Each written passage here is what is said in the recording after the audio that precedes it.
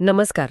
आज आपण एका जरा वेगळ्या पण खूप इंटरेस्टिंग विषयावर बोलणार आहोत. नमस्कार. हो, नक्कीच. आपल्यासमोरनं बंजारा समाजातील कुळी किंवा गोत्र आणि त्यांच्या पोटजाती म्हणजे उपविभाग यांची एक मोठी यादी आहे.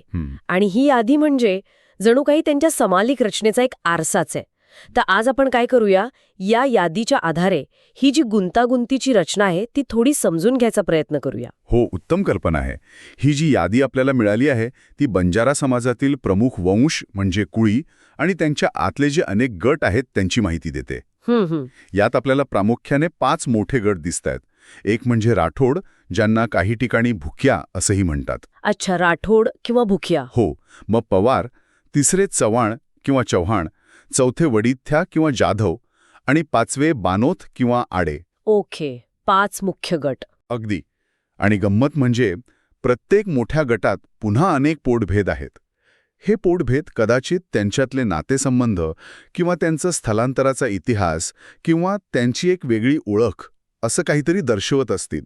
ही रचना समजून घेणं नक्कीच रंजक ठरेल. बरोबर. तर मग सुरुवात करूया पहिल्या गटापासून, राठोड किंवा भुक्या. यादी म्हणते की यात तब्बल 27 पोटभेद आहेत. 27. हो, 27. म्हणजे विचार करा, एकाच कुळीत किती विविधता. काही उदाहरणं पण आहेत यात. अलोथ, करमथोथ, मेघावत, राणावत. नावांची पण एक वेगळीच दुनिया वाटतेय. अगदी बरोबर. ही नावांची विविधता खरंच लक्षणीय आहे. आता या 27च्या तुलनेत दुसरा गट पाहूया, पवार. पवार. पवार गटामध्ये यादीनुसार 12 पोटभेद आहेत. म्हणजे राठोडच्या जवळपास निम्मेच म्हणायला हवेत. हो की नाही? निम्मे जवळपास. हो. यात काही नावं आहेत, जशी की आमगोत, लुनसावत, ज्याला नुनसावत असंही म्हणतात, आणि तरबाणी. म्हणजे प्रत्येक गटाची व्याप्ती वेगळीच दिसतीये इथे. हो ना. आधी 27, मग 12 आणि त्यानंतर येतो चव्हाण किंवा चौहाण गट. त्यात किती आहेत? चव्हाण गटामध्ये तुलनेने बरेच कमी आहेत. फक्त 6 उपजाती दिसतायत. फक्त 6? हो. उदाहरणादाखल केलूथ, लाविडिया, कोर्रा ही काही नावं आहेत. म्हणजे बघा क्रम कसा दिसतोय. राठोड 27, पवार 12 आणि आता चव्हाण 6. संख्या कमी होत चालली असं वाटू शकतं. हो, मलाही तसंच वाटलं. पण थांबा. बरोबर. कारण पुढचा गट हा ट्रेंड पूर्णपणे बदलतो. वडिथ्या किंवा जाधव गट. हा यादीनुसार सर्वात मोठा गट दिसतोय. यात तब्बल 52 पोटभेद आहेत. काय सांगताय? 52. हो, 52. बापरे, म्हणजे राठोड गटाच्या जवळपास दुप्पट संख्या झाली ही. खरंच की. यात अजमेरा, गुगलोथ, मोहनदास आणि वडिथ्या जाजगिरी अशी काही नावं दिसतायत.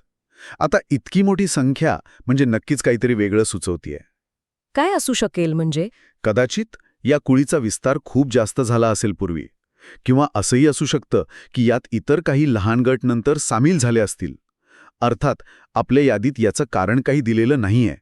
पण ही 52 ही संख्याच खूप काही सांगून जाते.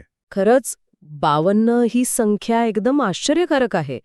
आणि मग शेवटचा गट कोणता? शेवटचा गट आहे बानोथ किंवा आडे.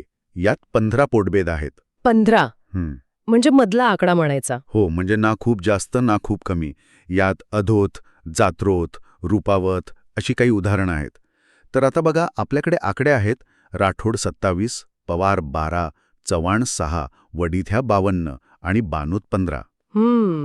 ही जी नावांची आणि संख्यांची गुंतागुंत आहे, यातून बंजारा समाजाच्या रचनेबद्दल काय चित्र उभं राहतं? म्हणजे फक्त ही यादी पाहून काय अंदाज बांधता येतो? बरोबर. म्हणजे ही केवळ नावांची जंत्री नाहीये, तर यातून काय दिसतं?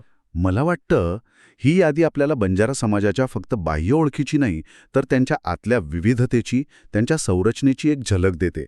हे 5 मुख्य वंश म्हणजे कसं, जणू काही मोठ्या नद्या आहेत.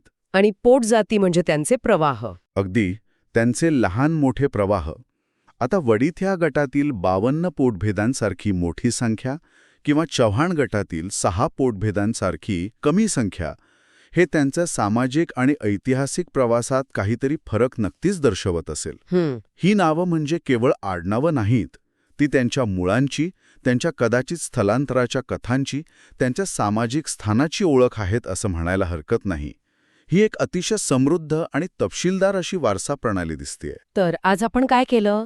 बंजारा समाजातील राठोड, पवार, चव्हाण, वडिथ्या आणि बानोथ या 5 प्रमुख कुळी आणि त्यांच्या अंतर्गत येणाऱ्या एकूण किती झाल्या सगळ्या मिळून? 27 + 12 +6 +52 +15 म्हणजे 112 पोटजातींच्या नावांची तोंडओळख करून घेतली. बरोबर, 112. आपल्या समोरच्या यादीतून या समाजाची रचना किती विस्तृत आणि गुंतागुंतीची आहे याची एक प्राथमिक कल्पना नक्कीच येते. अगदी बरोबर.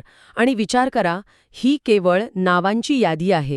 या प्रत्येक नावामागे काय कहाणी असेल, काय इतिहास दडला असेल? हो ना, ही नावं कशी तयार झाली असतील? म्हणजे एखादं नाव गावावरून आलं असेल किंवा व्यवसायावरून की एखाद्या महत्वाच्या पूर्वजावरून ठेवलं असेल. खरंय. आणि जसं आपण म्हटलं, वडिथ्या गटात इतकी विविधता का आहे किंवा चव्हाण गटात इतकी कमी का? या प्रश्नांची उत्तरं अर्थातच ह्या यादीत नाहीत. नाही, ती तर नाहीत. पण ही यादी आपल्याला असे प्रश्न विचारायला, विचार करायला नक्कीच प्रवृत्त करते. हा केवळ एका सामाजिक रचनेचा आराखडा नाहीये, तर मला वाटतं ही अनेक कथांची आणि इतिहासाची सुरुवात असू शकते. त्यावर अधिक संशोधन, विचार व्हायला नक्कीच वाव आहे. नक्कीच. खूपच रंजक माहिती मिळाली आज.